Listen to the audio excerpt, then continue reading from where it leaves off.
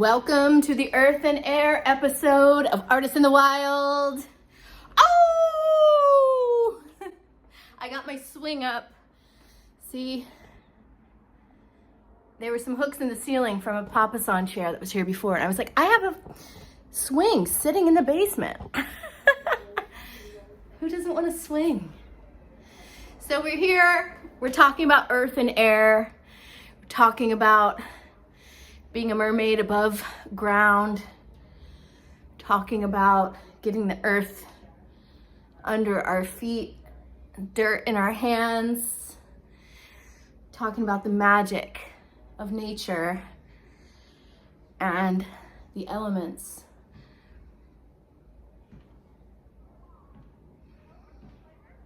So here we go. For those of you that are new to the show, welcome. My name is Trixie Little. I'm a cabaret performer, an artist, a mystical weirdo, spiritual teacher, maker of things. And my latest project is really just life. That's always my project, is my life. And I wound up back in my hometown this summer. I can't say that it was really something that I wanted, but here we are. I had been living in Northern California. And now I'm back here. I wound up staying with a friend of mine who has a big giant old house that was built in 1826, and it's in a historic part of town by the water in Baltimore. And I've just been discovering all kinds of things and helping revive the place, bring it back to life, and fuse it with all the joy and delight that I like to live among.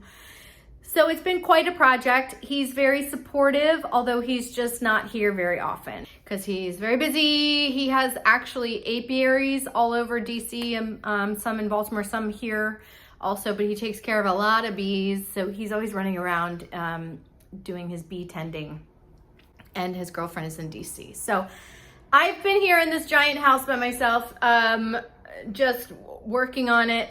The projects that I wanted to bring forward for this theme might seem like a little bit of a stretch, but maybe not. For the earth part of it, obviously I am going to cover the backyard and the garden because it was covered in pavement, and it was he had started like taking it away in chunks at the edges.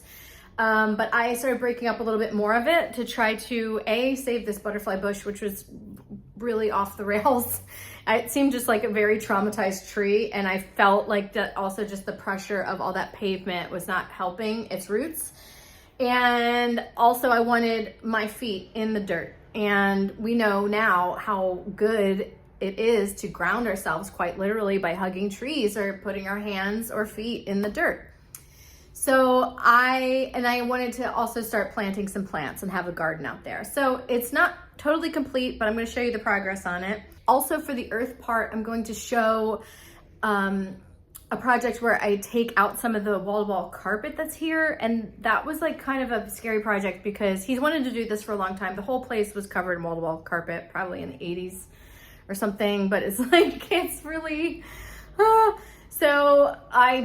but we just didn't know what was underneath of it, and who wants to also refinish a bunch of floors right now? It's like a little more than I signed up for, and he wasn't really ready either, but we both kind of wanted to know what was underneath of the carpet just to see, how bad is it? So I took out the carpet in one of the rooms. I'm going to show you that, but through doing that, I was thinking a lot about like why I love wood floors. I've been restoring a lot of wood in this house. I love wood as a material, and it really does still have the essence of the tree in it. So it is a form of grounding also, to be barefoot on wood, to be, to use natural materials in the house and to really reconnect with them. In terms of the air side of it, I'm going to show a little bit of the wind damage and the weathering of this one door. So I tried to revive one of the exterior doors on the deck. There's like a 3-story deck. And it also had to be power washed and, a little bit of repairs. So that was one of the projects, but the door mainly, just the weathering from the wind. I've just been really thinking a lot about how how connected air and earth are, how you know, plants need that wind. Like, you know, when I was in Northern California, and it was one of the second largest marijuana growing counties in California at the time.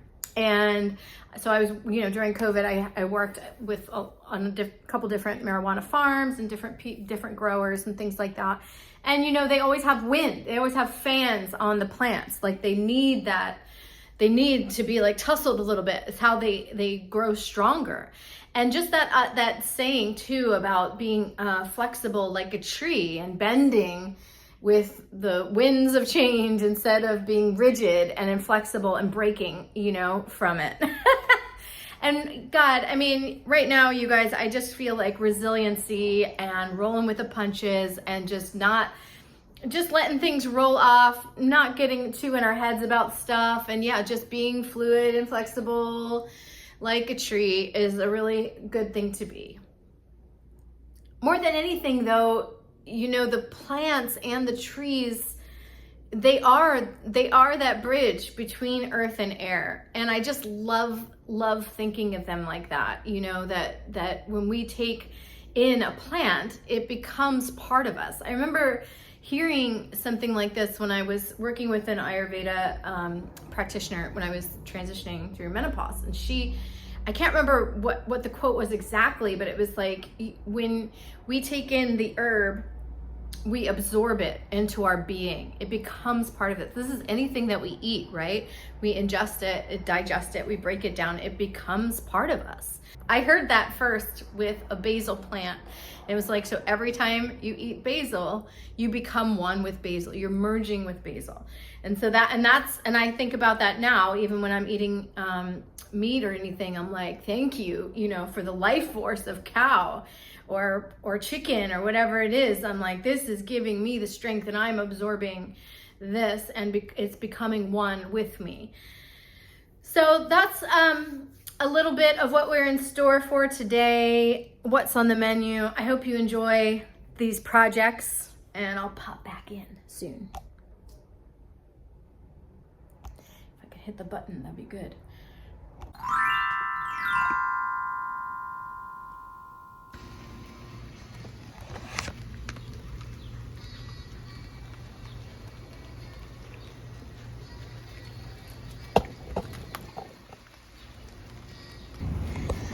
Anyway, I'm trying to just make sense of this, and this looks like, I guess just broken concrete with tarp over it so weeds don't grow, which, yeah, that doesn't ever work. Some building materials, and oh God, over here we have one of those weed plants with the fucking bugs in question. There they are. The lanternflies. Don't act like I don't see you, because I see you.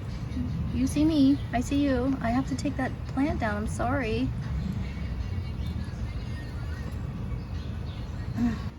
So that's what's going on.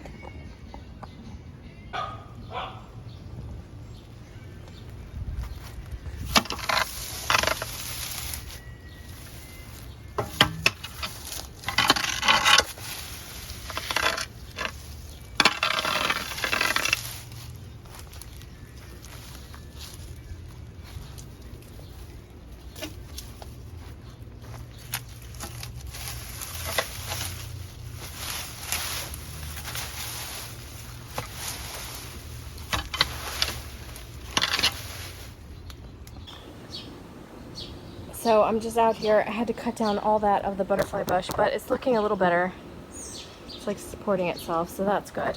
And adding some more soil here. I mean, it's such a mess because I just want to rip up this, oh, hold on.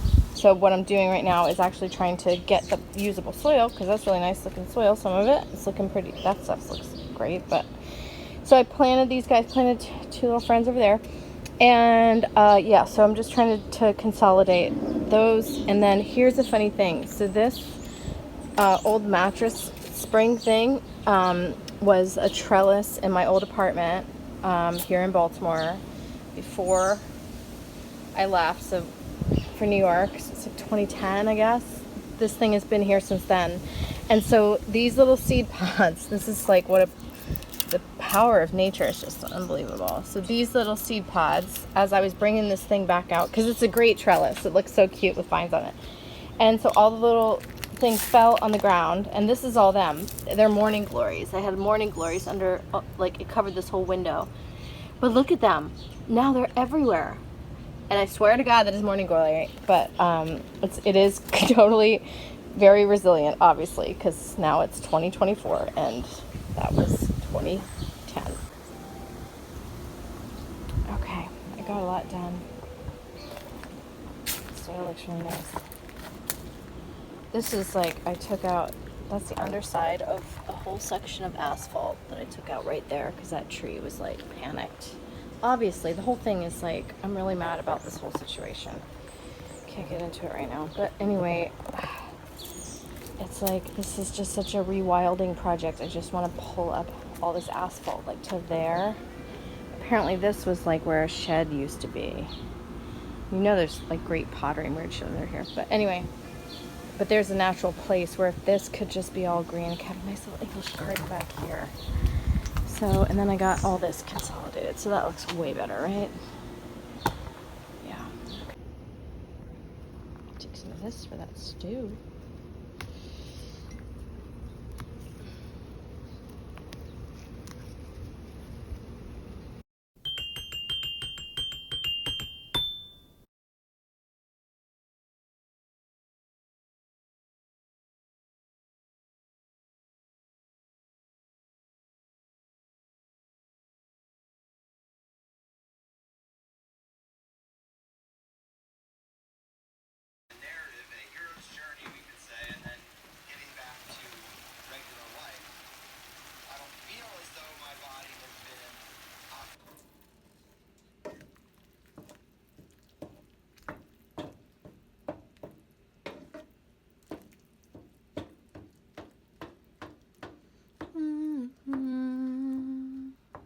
Yanasheo, Yanasheo, Yanasheo, Yanasheo, Yanasheo, Yanasheo.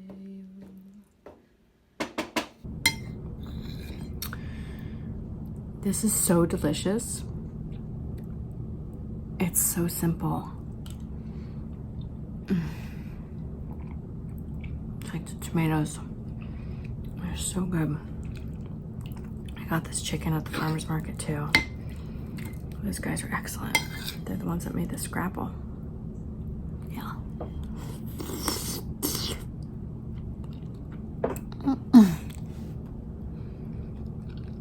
Oh my God.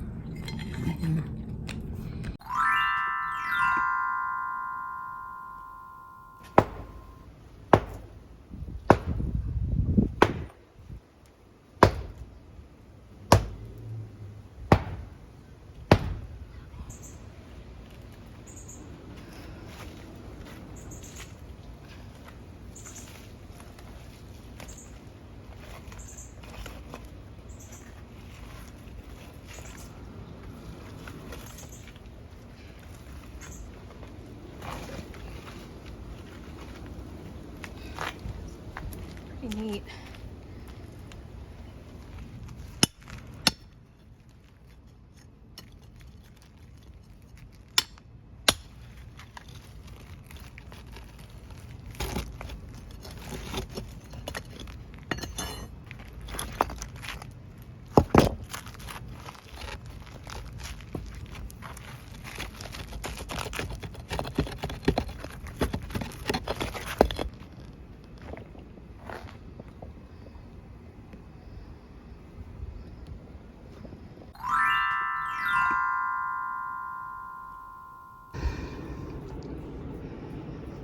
Okay, so I finally got the trim done. It's not totally perfect, but you know what? It's pretty good. And I'm gonna try, I think, to pull up the carpet, see what's under there. Okay, so it's just the same kind of wood. I mean, it's rough, but it's better than this, so that's exciting. It's exciting. Oh my God, it's so satisfying. I mean, it's not exactly pretty, but it's better. And I just feel the house like breathe a sigh of relief.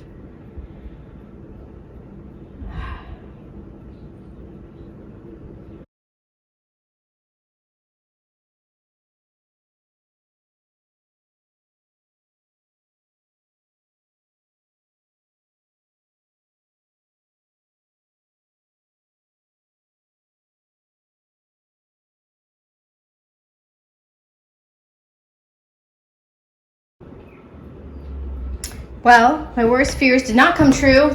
It's not this, like a subfloor, which is great. It's just this really messy old floor, which is probably just everywhere because this is what was in the back house too. But either way, it just feels like a relief. Ugh. Thanks for your service, carpet. Mm-hmm.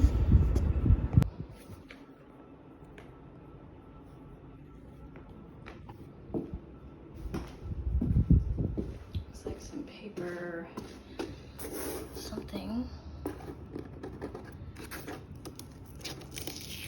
Hopefully I can soak that off. It just looks like paper.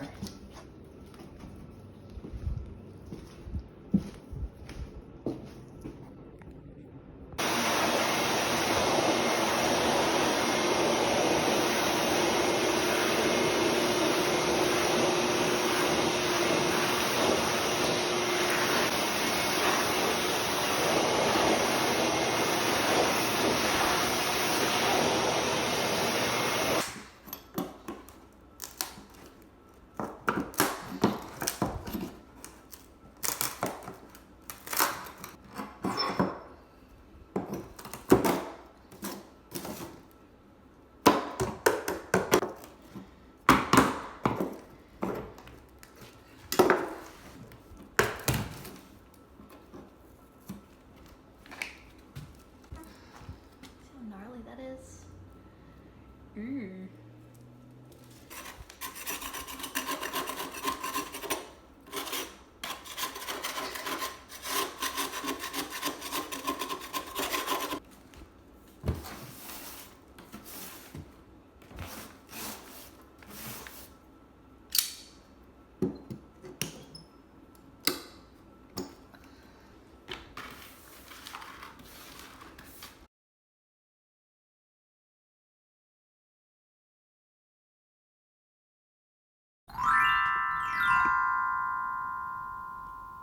The other thing about air that I've been thinking of a lot is that, you know, in the tarot world, cosmology, air is symbolized by the sword, which is also our mental capacity, and it's also our words.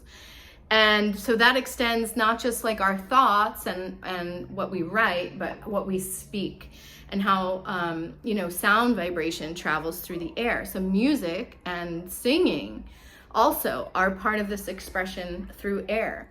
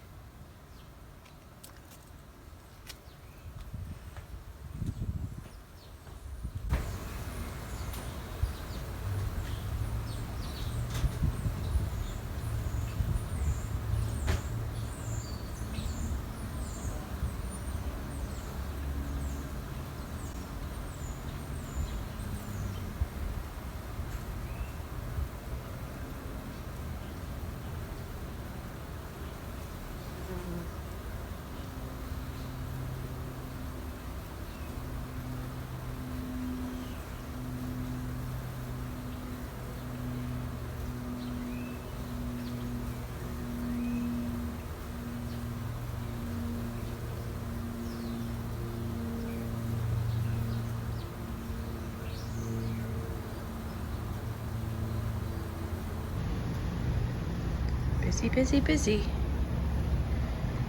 him flying.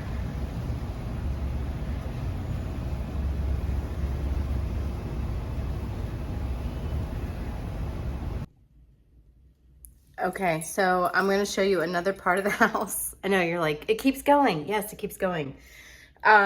This is a room that hasn't been rented in a while that the other roommate just moved out. And so like the house is empty aside from me.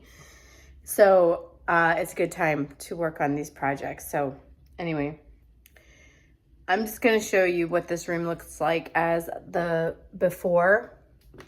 So we know what we're working with here. A lot of construction stuff is just here. Great views though. Corner, really nice view. Let's go outside.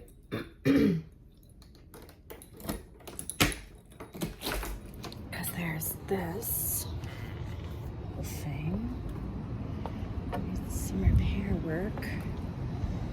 But wow, how special is that, huh? Really great view. This is the third floor roof deck. That's water over there. That TV antenna. Ancient stuff.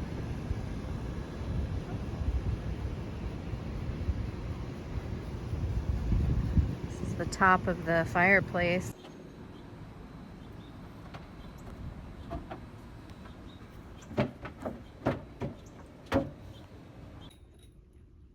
Okay, so let's see how this took the stain. The stain was really thick and goopy too because it was super old. Okay, it looks pretty good. So I'm gonna, it's like, just feels like the stain got in. It doesn't have a good built up layer, protective layer. So I'm gonna go ahead and just polyurethane it also. That's 2 coats.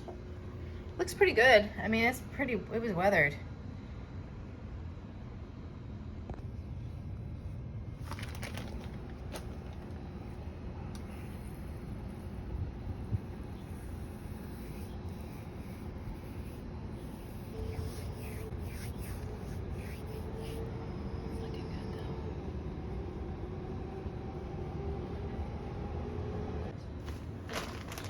Okay, so that's 1 coat of poly. I did see that this is a oil modified. So it's water,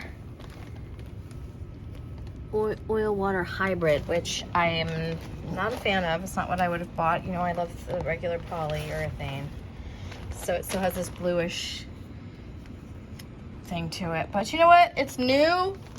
I didn't have to stir it up from oblivion, and we'll see. I'll just have an open mind. Maybe I've outdated information.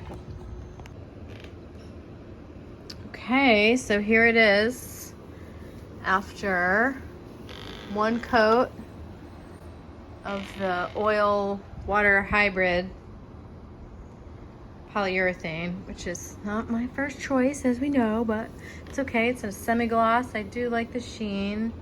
And like I said, because I was reviving this old stain, it was like really thick at the bottom. So I think it's like a little more concentrated in color than what it said on the can, but whatever. It's also gonna help save this door, bring it some extra life here. So of course I also want to do a second coat because you just never get everything the first coat. And this stuff is like, it's real dry and very thirsty. So I'm gonna get in all these cracks. Yeah, but it's looking pretty good. Definitely extend the life of it, and hopefully we can pressure wash this week. The weather's been so weird. It was like so hot, and it's been thunderstorming. There's after pressure washing, like totally new color. Wow.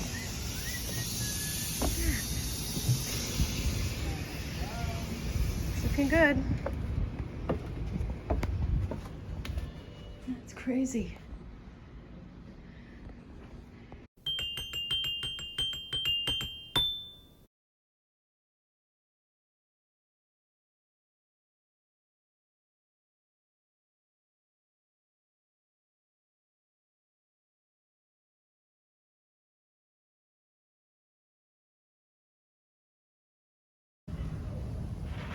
Wow. When was the last time you saw the sun?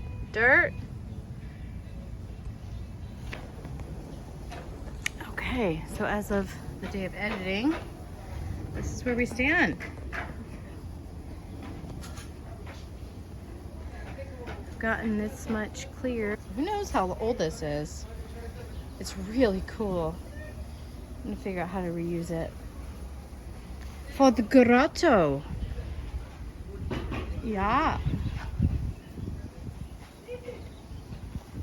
I didn't get rid of everything here. I still have to deal with this corner, but that's the morning glory. I had to contain it. Oh, it looks so good. Look at this, you guys. Maybe a little brush behind.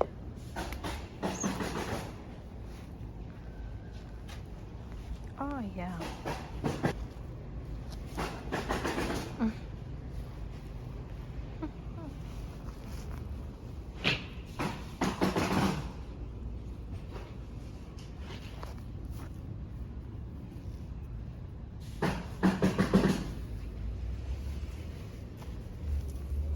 Okay, so along the lines of air being represented by singing and music, I'm going to sing a little song I wrote, and you guys are going to be very forgiving because I've just been taking little 10-minute YouTube voice lessons, and that's it. But I've been trying to work on my singing voice, you know, a little bit.